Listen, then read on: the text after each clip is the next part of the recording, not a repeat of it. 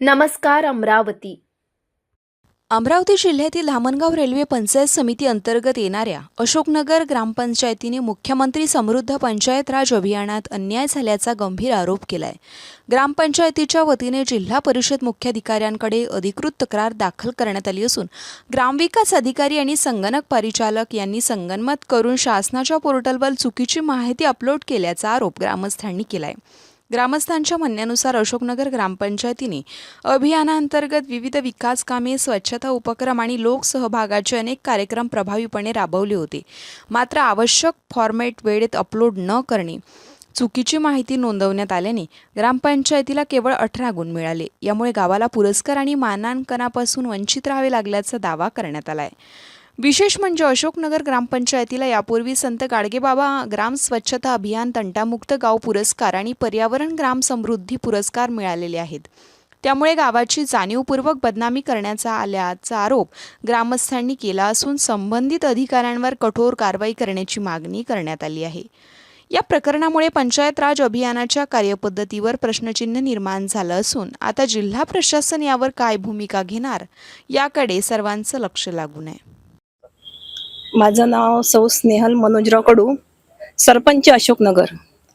माझा निवेदनाचा विषय असा होता की येत्या 5 तारखेला माझ्या गावामध्ये कमिटी येऊन गेली गाव तपासणीसाठी कमिटी आली असता ते मला आदल्या दिवशी सांगण्यात आलं व कमिटी आल्यावर कमिटीच्या निदर्शनास आलं की आपण ज्या गावात आलो त्या गावाला फक्त 18 मार्क्स आहेत आणि 12 गावापैकी एक अशोकनगर असं गाव आहे की त्याला RR पाटलाचा पुरस्कार आहे आणि त्यानंतर आहे दुसरं गाव.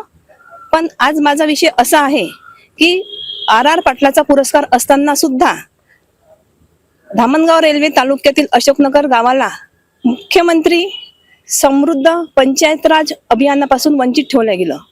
वंचित ठेवण्याचं कारण काय आहे हे त्यामागलं अजून कळलं नाही. षडयंत्र असू शकते, कारण जेव्हा प्रश्नावली भरली त्या प्रश्नावलीमध्ये फक्त 18 मार्क्स टाकण्यात आले आणि प्रश्नावली भरताना ज्या सोयी माझ्याकडे आहे त्या सोयी नाही म्हणून स्पष्ट लिहिल्या गेलं. त्या सोयी नाही हे झोपेत लिहिल्या गेलं की कसं लिहिल्या गेलं हे मला कळलं नाही. त्याचबरोबर माझ्या गावात आज शाळेमध्ये सर्व सोयी आहे, अंगणवाडीमध्ये सगळ्या सोयी आहे, ग्रामपंचायतमध्ये पण सगळ्या सोयी आहे. जेव्हा RR पाटलात गाव येते तेव्हा सगळ्या सोयी असतातच, परंतु सगळ्या सोयी असून सुद्धा प्रत्येक गोष्ट नाही म्हणून लिहिल्या गेली. प्रश्नावलीमध्ये जेव्हा प्रश्न विचारले आहेत त्यात स्पष्ट असा उल्लेख आहे की अंगणवाडीमध्ये संडास नाही, शाळेत फक्त 13 विद्यार्थी आहे, शाळेची संख्या 2 टाकली, परंतु 13च विद्यार्थी आहे असं त्यात टाकण्यात आलं. याच्या मागे हात हा कोणाचा असू शकते हे मी निश्चित करू शकत नाही, पण हे षडयंत्र बरंच लांब आहे आणि मोठा आहे. जर काय षडयंत्र असू शकतं, काय फायदा असू शकतो याचा सर्वांचा? त्याचा फायदा हाच की अशोकनगर हे रेसमध्ये नसावं आणि मार्क टाकताना एकदम कमी मार्क टाकावे. मार्क टाकत असताना जर मार्क जास्त पडले तर ते गाव परत रेसमध्ये घ्यावं लागतं, कारण की 5 गावांना बक्षीस असतं. पहिलं, दुसरं, तिसरं हे मोठं बक्षीस असतं आणि त्यावर 2 जे गावं असतात ते प्रोत्साहनपर असतात. मग प्रोत्साहनपर झाल्यावर जर कुठल्या तरी 5 मध्ये अशोकनगर जर बसत असेल तर ते अशोकनगर येऊ द्यायचं नाही.